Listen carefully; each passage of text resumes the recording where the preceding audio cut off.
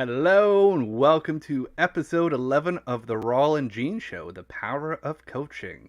I'm Gene, I did it right this time. And that's my partner in rhyme, Rawle Ooh, James. partner in rhyme. Ooh, Partner in certainty? Partner. partner in certain. Are you certain I'm here? Well, I could be creating the VR Rawle, who's just here to come talk to you all. I am Raw. I am the AR version of Raw. Deep fake Rawle. Deep state Raw. And just like that, we're off track. Well, that's part of the certainty of this show is we have no idea where it's going to go half the damn time. Anyway, hello, fellow Earthlings. How are you? How is everybody out there today? I see somebody on YouTube. I suspect that somebody is probably our good friend Neil Shapiro. How are you, Oh, brother? I need to respond to Neil. Neil, I can't talk today, but maybe tomorrow. I'll buzz you later. Good to see. Anyway, how you doing, man? Doing. It's been a good week, honestly. Like I think. Oh, he says good morning. See, I knew it. Yeah. We Neil's committed to us on YouTube, and we appreciate the follows and the views on there and across all the platforms, honestly. And Well, I'm not ready to let him get off the hook that easy. oh. So Neil, now you got to go out and find 10 people and bring them to the show. Well, there should be 10 people in Vegas that are happy. They just won the Stanley Cup. So, Yeah, right?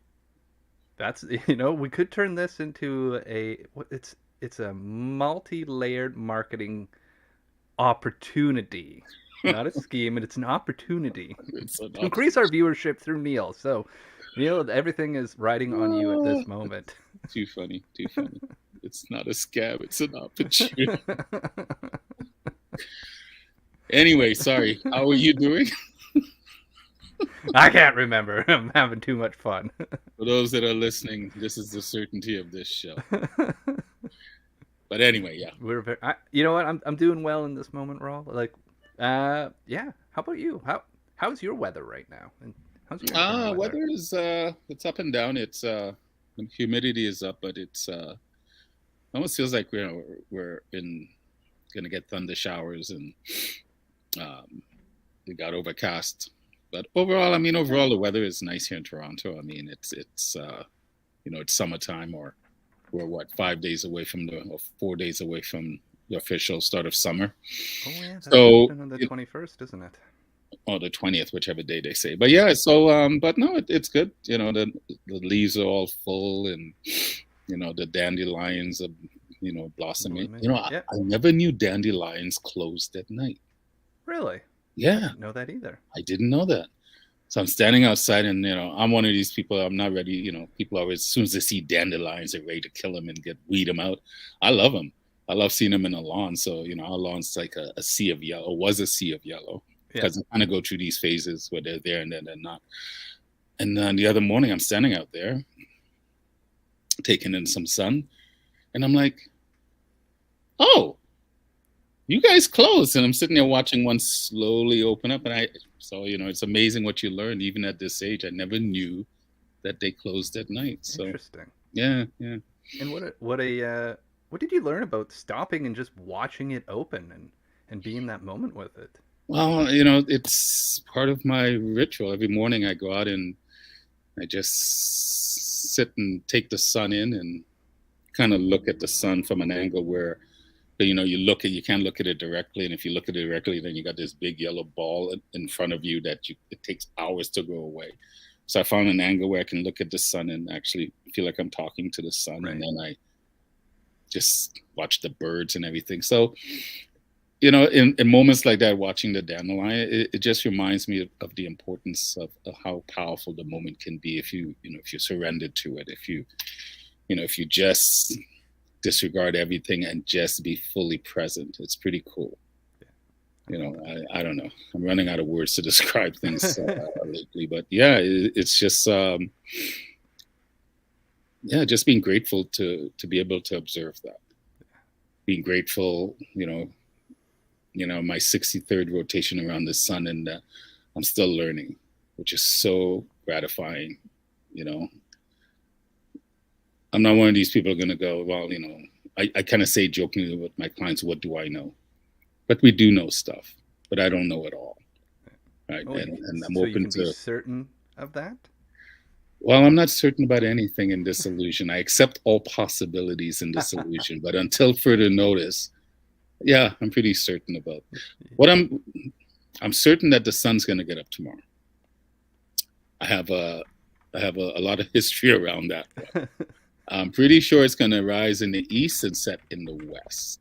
And unless you live on Uranus and Venus, it's the opposite. Other than that, there's not too much certainty. And that's why it's interesting we're talking about this topic today, because certainty, by definition, is something that based on truth that will happen. Yeah. Right?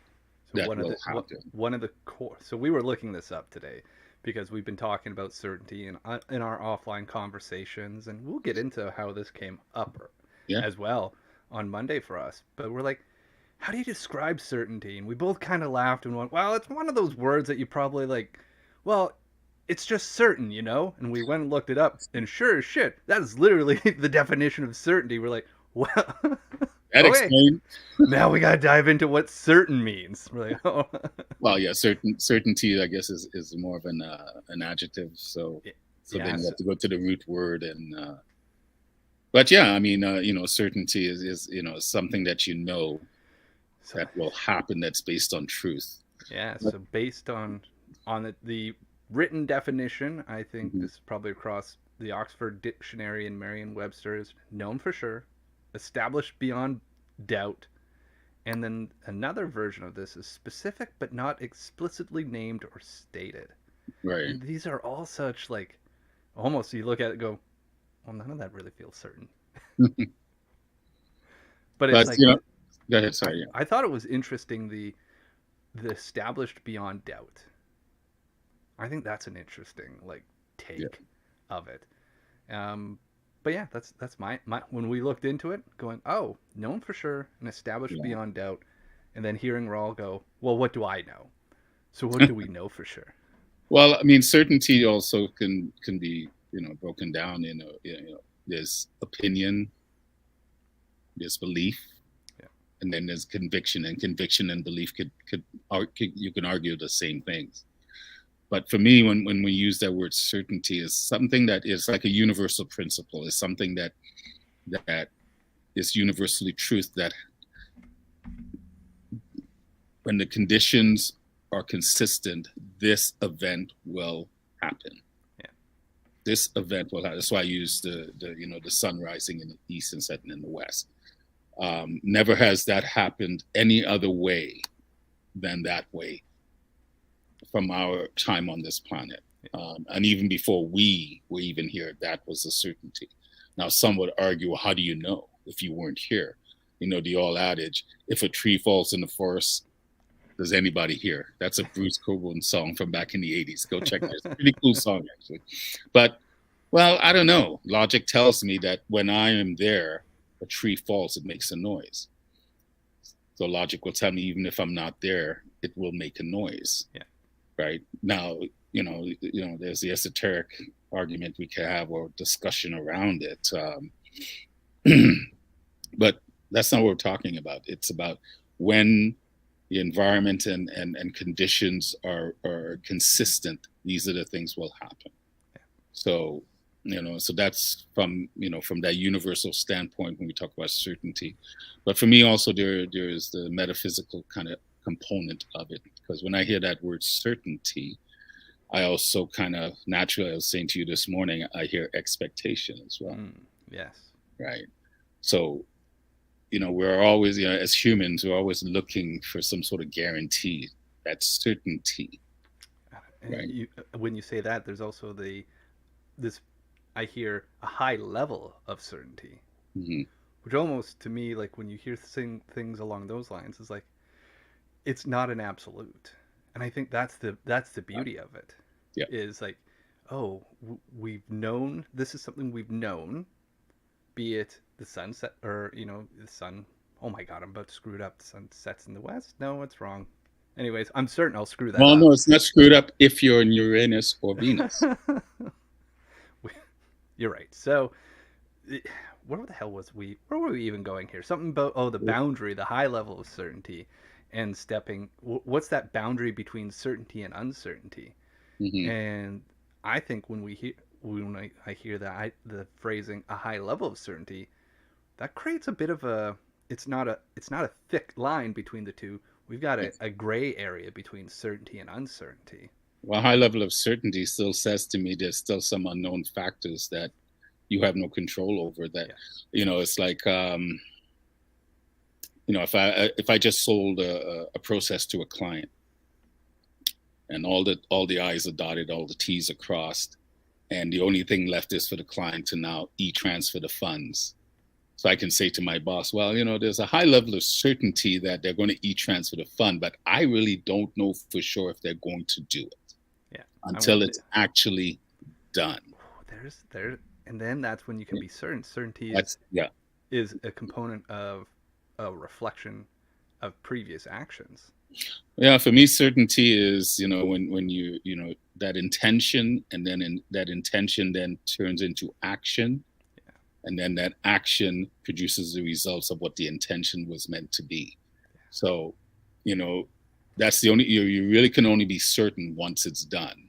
I get up in the morning and it's still dark outside. Is the sun going to rise today? Well, I know it's going to rise because I already see the orange hue on the horizon that's showing that it's coming up. So, that's what I'm saying. There's universal certainties. It's like, you want to harvest in the fall, you have to plant in the spring. Now with technology, we can change that with greenhouse, housing, whatever you call it, the science we can use. But there are certain certainties that are non-negotiable.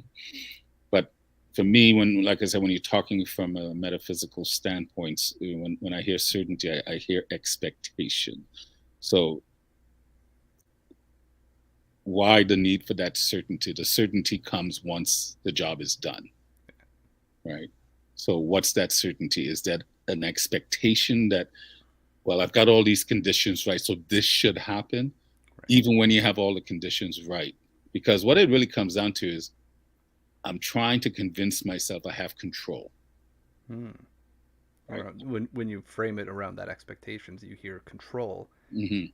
I hear trust. Like when we think about the forward actions of it, like Mm-hmm. I'm certain that I will do this because I trust myself. Yeah. So then what's that space of like, oh, I'm not certain. So there's something that I maybe don't trust in it. And so then that comes down to belief, a conviction, right back to where we were before. Right back to where we were. So you really still are not 100% sure. Yes, Gene, I'm still not 100% sure the client is going to e-transfer the money. They said they will. I believe that they will. I believe they will. All the I's and dots seems to be crossed, but until the money is deposited into the account, I can't be certain. So, that's why, my expectation is that we've gone through the process. They're saying the right things. They've signed, put their names on the dotted line. But, I've been, in the business where I've had many clients tell me, yep, they're going to do something. I love it. Yeah. And then they don't do it. Yeah. So, well, we're all like that. But like, it almost sounds like there's like belief. The believing in something has components of certainty, uncertainty, trust, and expectations, and they all play their own part of that song to point back to that belief in that direction you're hoping to go. It's like, I believe we're going to have a great engagement here, Mr. Client. I'm certain that I'm going to do my best. I'm certain I have processes. I'm certain how you're going to show up for it. I'm uncertain if at what time you're going to pay. And we have an expectations about how we're going to engage within all of that when that does happen. Yeah. And I hear all these like layers coming back up, creating this harmony of the song that we're going to make together. My thing is, I can only do my part, and then I have to, my trust is that it will happen when it's supposed to happen, if it's supposed to happen. I can't sometimes force things. There's times you can fine tune, you could offer assistance and stuff, but even then it's still up to the, especially when you're dependent on somebody else to deliver. And a lot of times when we're talking about certainty for yourself, what are you really certain about? Well, for myself, the only thing that I'm certain about is that I'm going to die.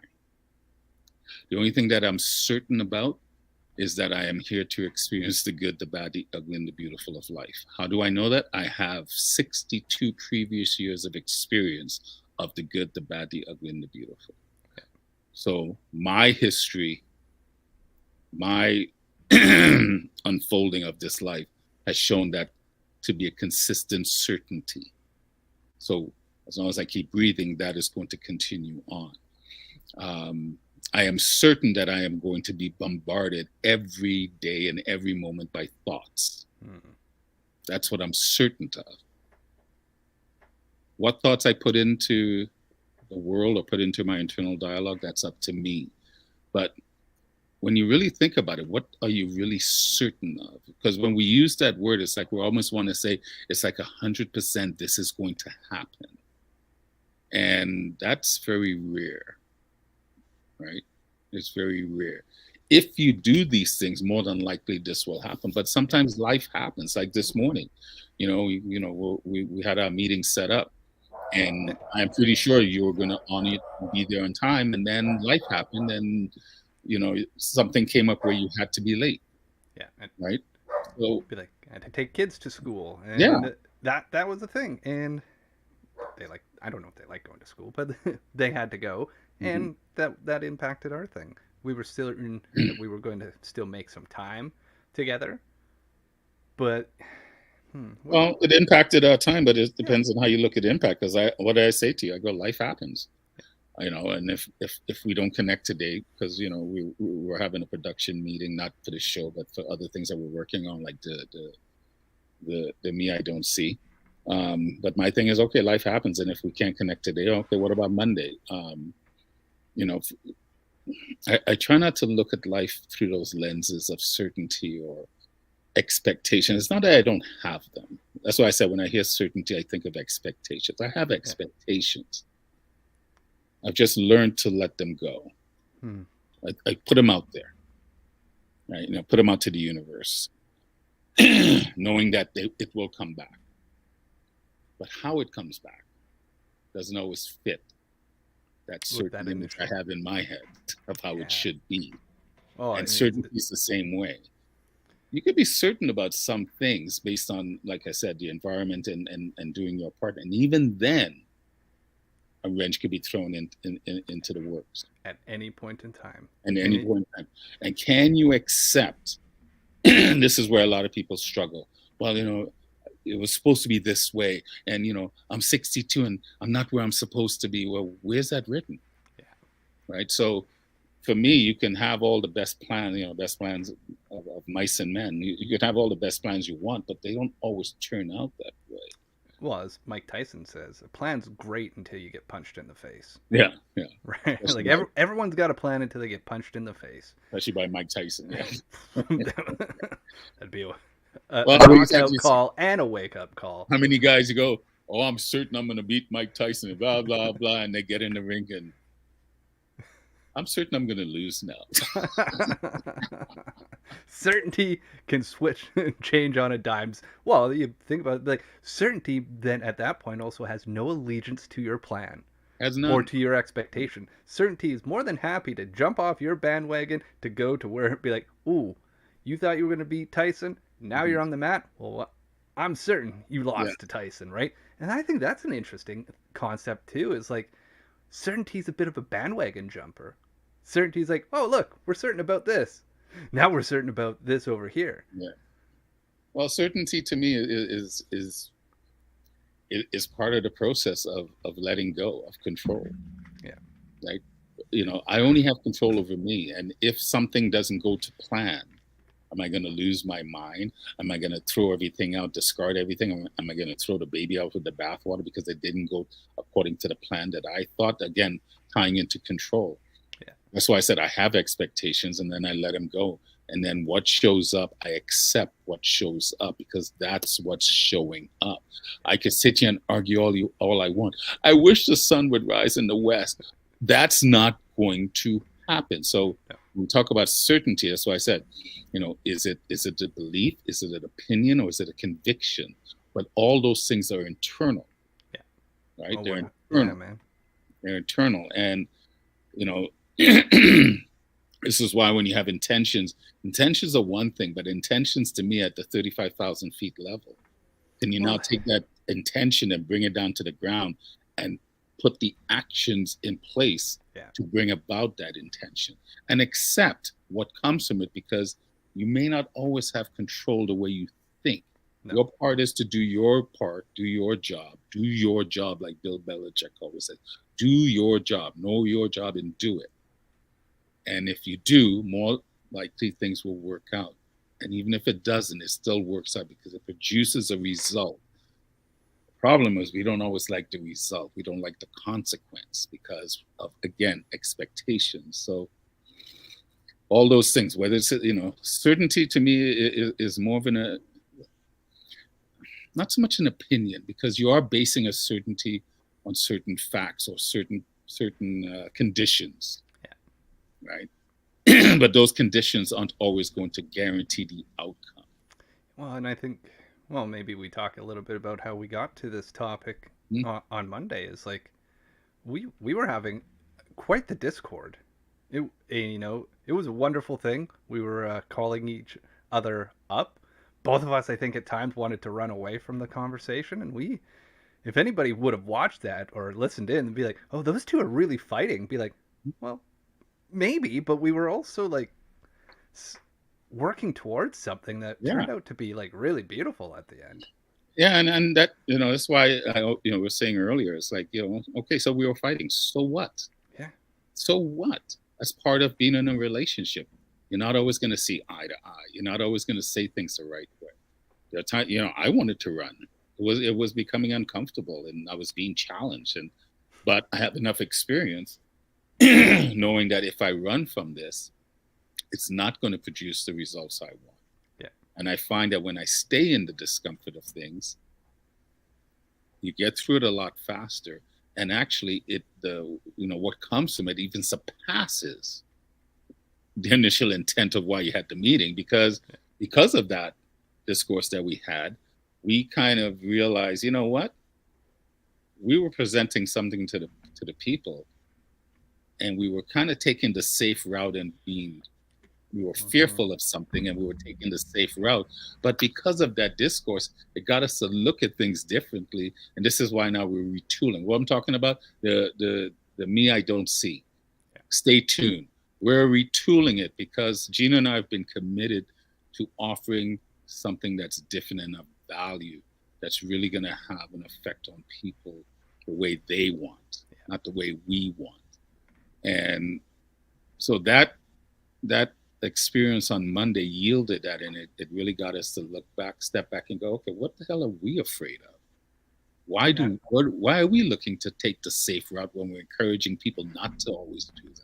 And I think that's where we came to this idea of like safety versus certainty. It's like we felt a certain certainty going through the processes and the ways that we were doing it, and yet there was also like after the fact we pointed going like we were afraid of something. We felt safety, and that's where we stripped apart certainty and safety as well. As like we were certain of the path that we were going, felt like we would get the results, and yet there was a safety to it because we were kind of playing small, going, hey, what is it we really want to be doing here?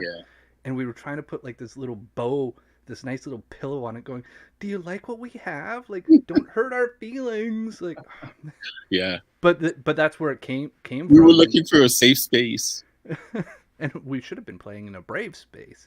Well, and if we hadn't had the discord, if we hadn't had our quarrel, and I like that word, quarrel. I like quarrels. It's a good old word we don't use as much anymore. And we did quarrel, and we were pushing each other and kind of like sharpening the steel along the way to have like multiple ahas. Is like if we kept we realized we needed to jump into a space of uncertainty to get to where we want to go with building the podcast, with building the resources and the experiences we're trying to put out there.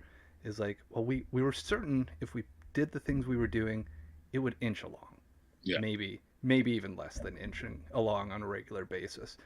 It had progress, but it wasn't being true to what we wanted to be doing. And there was a level of uncertainty to go, how do we deliver that?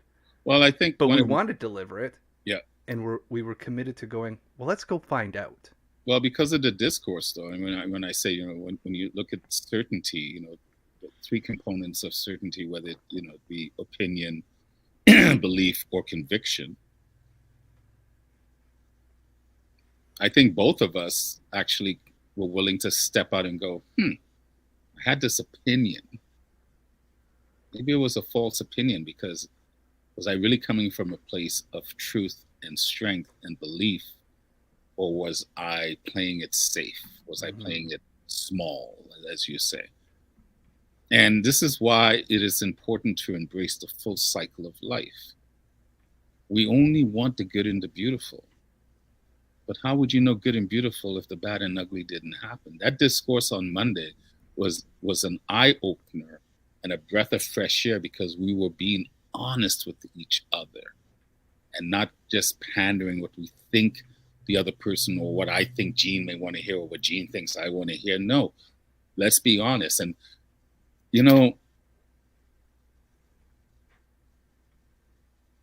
part of certainty is accepting the fact that you might be offended. You might not get what you think you want. Yeah. Right. And we kind of lost that. Sorry? I said, but what if we got what we needed through it all? Well, I was just going to bring up the Rolling Stone song, you don't always get what you want, but you get what you need. Either way, it's like, when we were talking earlier about a safe space, everyone was worried about a safe space. The safe space is you. Because you could create a physical safe space and put people in it, and they still may not feel safe. So for me, the safe space is within you. I felt safe within me, even having that quarrel, that I had the abilities to stay in this discomfort and still be able to look at my opinion and go, is this truth? Or is it just a belief? And if that's the case, and if the belief is false, or the opinion is false, what are you fighting to hold on to? Let it go. And I think once we did that, and we were in that discomfort for what? Maybe an hour? Hour and a half? Hour and a half? Yeah. And then we came up with this new direction, and now we both feel recharged, because we realize, for me, I look at hypocrisy at all turns in my life. I don't want to be telling people don't play small, and then we're playing small. Yeah. Right. So you have to lead by example. So for me, that's why that experience, that discourse, that quarrel was so valuable. Yeah. Right. And if it was always just lollipops and unicorns, then what the hell would we know? Even after it, you sent me a message later that day saying you just had like 2 other sessions that were highly productive. Yeah. You felt like you were in the zone after going through and doing that. And I'll reference this back to like hitting the gym, is like when we put ourselves under heavy load and we do it, or we find like that point of failure even within like our muscles, be it in our heart, emotional or physical, it's like there is something like a beast that comes out going, what else could we do? What else is possible? Be like, ooh, we haven't actually tasted our full capacity. Yeah. And then you taste it, you're like, oh shit, I'm capable of that. Yeah. And that's why I said, I'm sure we'll do a show on anger one day, and that's because that might be a more than just one show. But we're, like I said, we're afraid to step into the things we deem to be the negative side of life, and I don't see them as negative, because without those harsh experiences, without the bad, without the ugly, then how do you develop resiliency? How do you develop capacity in your Yeah. life? Right? How Like do you? resilience is like is a capacity to experience life and continue to move forward, or like to continue to move in it. and show up for is like getting up off the mat. Are you resilient enough to get up off the mat when life puts you down on it? Yeah. Well, the biggest part of resiliency is learning. I'm going to learn that I'm going to get knocked down, and I will stand up. How I stand up and what I learn from getting knocked down, that's a different story. And if you can't, for me, if you can't embrace the full experience, you're going to leave a lot of things on the floor, and then you're just going to keep moving forward the same way you've always done, because you're going to look for the path of least resistance. And sometimes the path that is not well traveled is the best path to take. And I'll even maybe contradict myself. It's like, many times people feel that they're at the precipice, they're at the crossroads of life, and they're presented two paths. And more times people are stuck there because they're trying to figure out which is the right path, which path is going to give me the best success. What they haven't figured out is both paths are just a path that's filled with good, bad, ugly, and beautiful. And depends on what you bring to the table is how you're going to perceive whichever path you take. When I was coaching football, it's one of the reasons sacrifice is a very interesting word.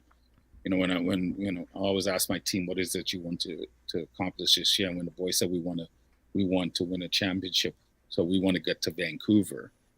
So I used to point, we want to go over there. I said, well, going over there, that's the path we want to go. And this path requires that we work hard and stay together and do our job and know our job and blah, blah, blah, all the things a coach would say. The other path of staying at home and playing your PS2 and hanging out with your friends and all that, that's that path. Where we want to go requires the things that's required for this path. You have to let this path go for now. And focus on this. But a lot of times people put themselves on one path and then look over the other path and go, oh, look what I'm missing out on. You're not missing out on anything. You made a choice. Now, are you going to honor that choice fully and fully invest yourself on the path that you've chosen to be on?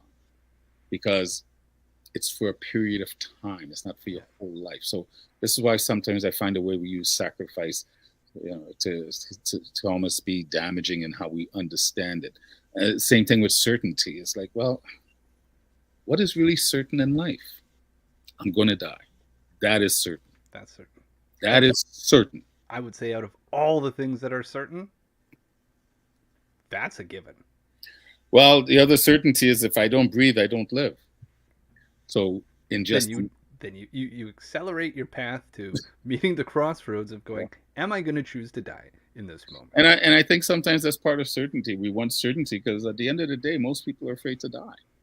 So they're looking for some sort of certainty. Life is going to be this way.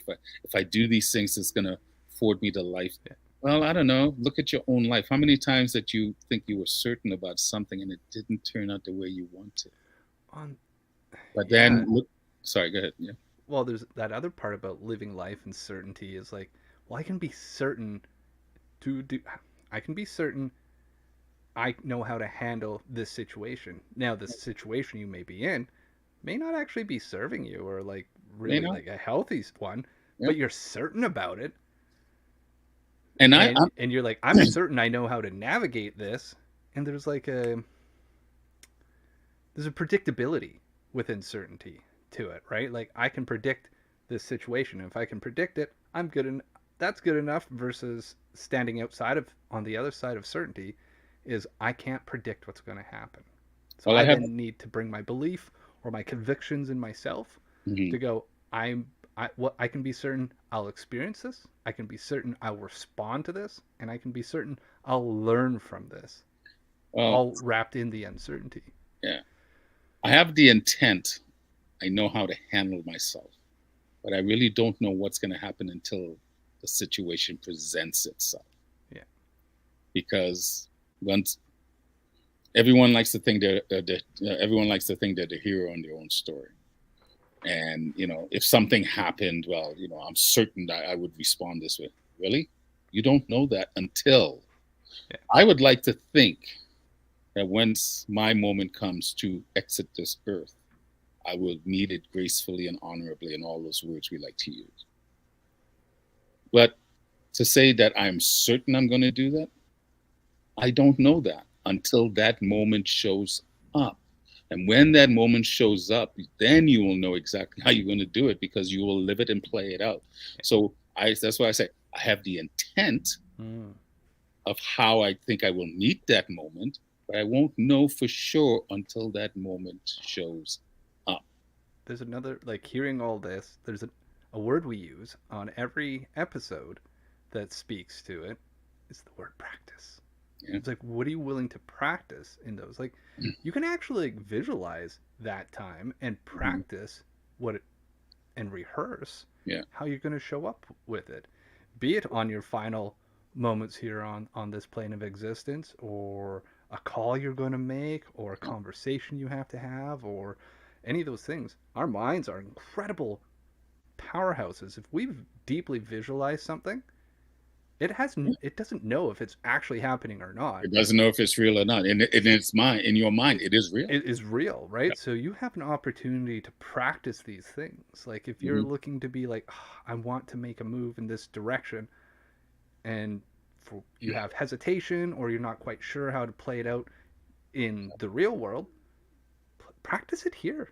That's like, why when deeply visualize it, feel it, and experience the whole thing, and see what will happen, what will come up, and practice. This is why when they do work with top athletes, and particularly athletes that have gone through serious training around visualization, and when a scientist may be testing them, and they put them in a scenario, running the 100-yard meters in the Olympics, and if an athlete can actually visually put themselves there, when they're being tested, it's like the brain is reacting like this is actually real. But yet they're on a treadmill in a laboratory somewhere. So that's how, you're right. That's how powerful this is. Yeah. But this is like any tool. It needs guidance, how it's programmed. And, this is why I try very hard not to use certainty on things. I am not certain about a lot of things. I'm not certain about anything until it actually happens. I have an intent of how I will respond. Like with death. Not just my own, the people that you love. You don't know how you're going to react until it happens. And I had that experience last year, and it still kind of scratched my head at how I handled the passing of my daughter. So, we could talk intent, certainty all we want. That's why I said intent is great, but intent without action will just become empty, because you have to go through the physical experience. And this is why, when we talk certainty, universal laws, universal principles that are non-negotiable, to me, those are certainties. Metaphysically, that's a different story, because then it comes down to, is it your opinion, is it your belief, or is it your conviction? And those three things are subjective to change based on circumstance, based on environment, based on other factors, right? So for me, the only certainty is that I am going to experience the good, bad, ugly, and beautiful of life. That's the only certainty. Yeah. And your intent nowhere in my path to acknowledge and accept it when it shows up. Yes, exactly. Yeah. So this is why, what happened on Monday was a welcome experience. Why not? We're not here to just have one experience. You and I are just not to just have one experience. Otherwise, people go, would that be boring? You wouldn't even know if it was boring if that's all you're having. Right? I think, honestly, I felt it deepened our friendship and our brotherhood and our commitment to what we're doing. I'm not ready to use that certainty yet. So. I said I felt that. Well, I agree. I think it did. I think, it shows, hey, we can battle and still be okay. We can battle and still be respectful. We can share our opinions, even when they differ, and still be respectful. We can allow our temperature to go up a bit and still be respectful, right? There's nothing wrong with that. This is why a lot of people have a problem with anger. And then when you do that, they go, well, you have anger issues. No, I don't. I have no problems in getting angry in the moment. Yeah. There's, I have no issues with getting angry. That's easy. Yeah, a lot of people have problems with getting angry. It's the result that comes from it that it's not but it's not an emotion and a tool that we're taught the importance and how to use it. We're just taught, don't do it, right? I used to be an angry man. because of I carried around what I call this default anger from stuff that I had not gotten right with. Right, that old adage of 0 to 60. When they're testing muscle cars, how fast does it go from 0 to 60? Well, if 0 to 60 is the template, I was always idling at 30. Yeah. Right. But once I got, like I said, I think I got my house in order. I don't idle at 30 anymore. Maybe I'm not going to say I idle at 0. Maybe now I idle at 10. Yeah. It takes a lot to get me to get angry, but I have no problems in getting angry based on what's going on, because anger also lets you know you're no longer in a state of integrity with yourself. There's something happening externally that is forcing you to not honor what's going on, the integrity inside of you. Yeah. A lot of times when we get angry, the first anger is ourselves, not the person in front of us. So, excuse me. So for me, I embrace anger when it happens. It's not something that I practice all the time in the sense of I'm always angry. But if something happens in my world, yeah, I have no problems in showing my anger. A lot of people do, because somehow it's bad, or you haven't done your work, and bullshit. I call bullshit. Why would I have this tool and then be afraid of it? Because that's what I was taught. Yeah. My job now is to go, why do I have this tool? And how do I really use it? And in order to really understand how to use it, is what is it really designed for, and not fear it. And I think that's the best thing that we did on Monday. We had fear it's like to want to leave the discomfort. We didn't say anything to each other about it, but both of us spiritually knew we need to stay in this. Why? We say we love and respect each other. So we can still, that didn't change. No. Because a lot of times people go, but I love you. What does that have to do with it? I know you love me. That doesn't mean we still cannot butt heads at times. Yeah. So, yeah. And I'm getting worked up right now, man. Don't be a sissy. I feel so shamed. No, but it's life. Yeah. I want the full experience of life. I want the full life cycle of life, not just part of it. No, and having experiences like that is like, I want to encourage folks, if you've got friends out there, it's like to have a moment with one another that you can quarrel and really like fun. It can be fun, and it can be highly productive. And this is one of the things that I used to phrase around like brainstorming sessions with teams, is like, we can go full out at the problem. We don't point the weapons at one another, but we want to be passionate about the problem. We want to quarrel about the problem, like really rip into it, go for it. And then when we leave this table, we high five or hug, whatever everyone's comfortable with. But during this time, if we need to go all in on this, we go, and we're angry, we're sad, we're passionate, we're all the things. And every single time this an opportunity like that has occurred, something spectacular always comes from it. And one of the things I'm most proud of it, and from that experience on Monday, is the fact that we found a way to seek first to understand. So even in our heightened state, and I don't want to make it sound like we were like, argh, but we were speaking honestly and bluntly. And there were times we were over talking each other. But then there came a time when it seemed like we just instinctively knew, okay, I need to shut up and let Gene talk, because I'm not understanding where he's coming from. The only way I can do that is to shut up. Right? And the reason why I think we were able to do that, because of the work we've done and the practice. We've practiced in other times that we brought that in here and going, okay, Gene's not trying to hurt me. Gene doesn't disrespect me. He doesn't love me. At this moment, we're just at a moment of contention where we're not seeing things the same way. And we just need to be able to understand where the other person's coming from, and step out of your own alter ego, your own hurt child for a moment, and go, okay, the conductor is in charge. And the conductor is saying right now, you guys need to shut up, let Gene talk so we can hear what he's saying, so we can understand. And so to me, that was really cool that we were able to do that without someone going, you're not listening to me, you're not hearing me. Okay, whatever. And I'm I think sure that's what, maybe at some point we may have said that, but no, I don't w- remember us saying I that at all.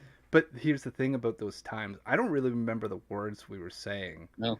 but I do remember the feelings. And one of the points at times, there was like, oh, I felt the defensiveness coming up, and I then shut up and just listened. And it was like, it sounds like a similar message, just like, shut up and listen, sit here, put and experience this. This is this is a great place to do this, and you're going to just practice listening to what's going on. Then you can ask some questions, and that inner monologue was like not about defending, about understanding, and it was like it almost like made things heightened, and it was Hmm. in such a Hmm. different way than from that defensive state of like trying to like protect my honor in some shape or form, where I was like, oh, this is so much fun.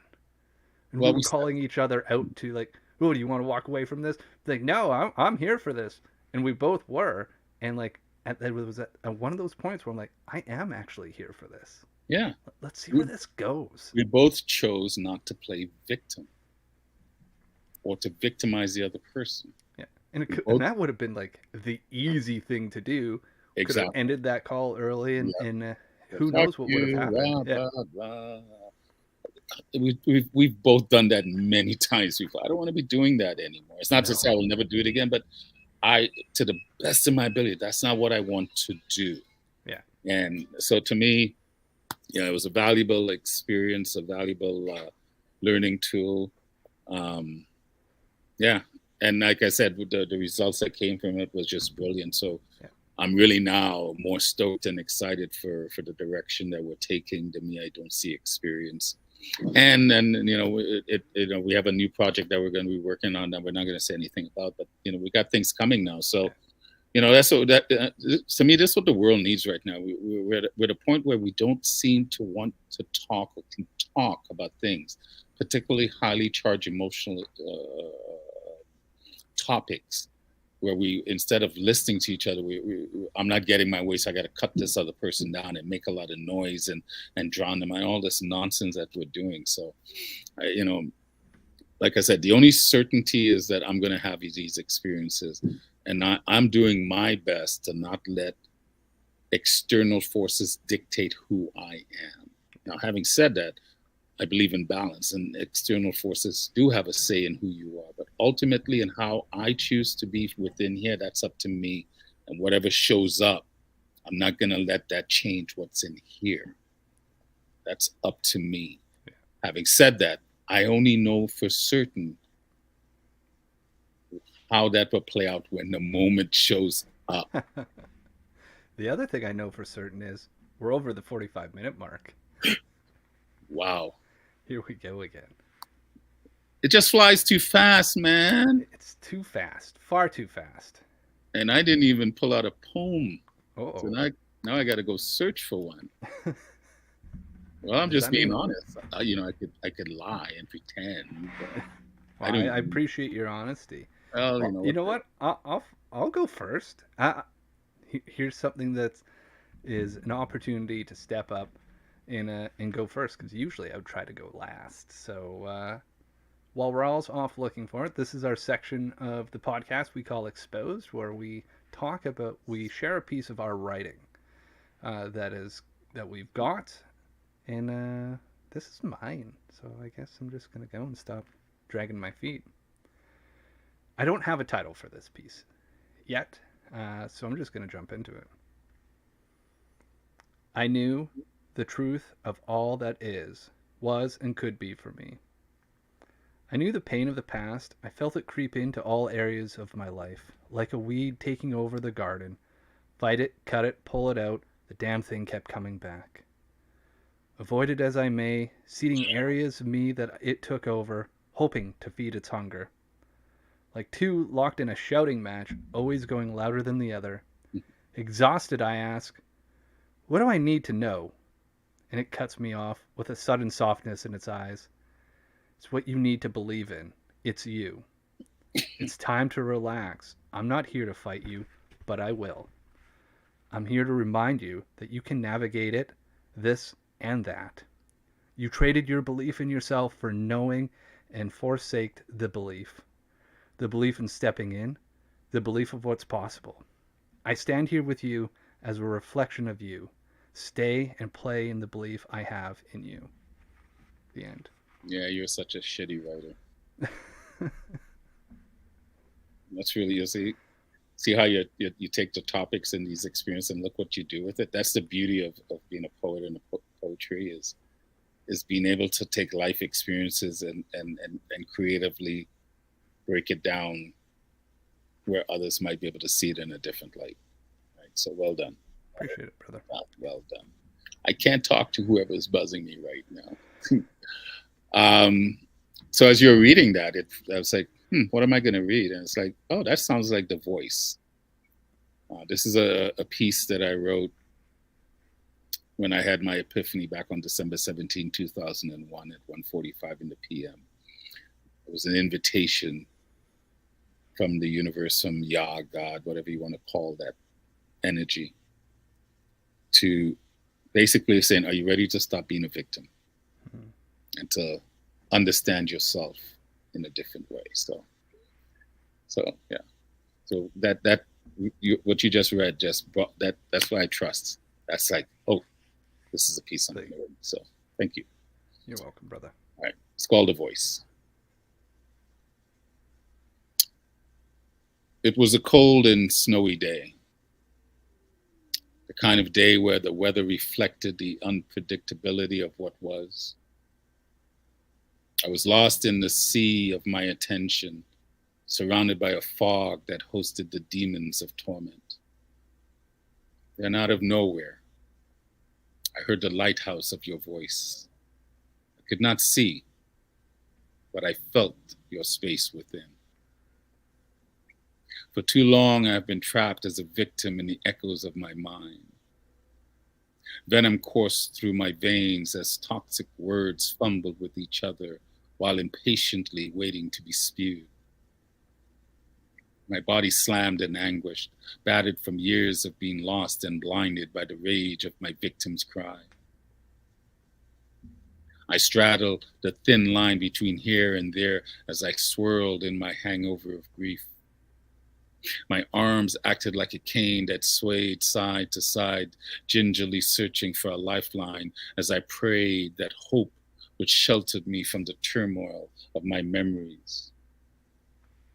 My mind was a distorted canvas of vibrant colors that housed the whirlwinds of chaos as I stood fully exposed at the crossroads of discomfort.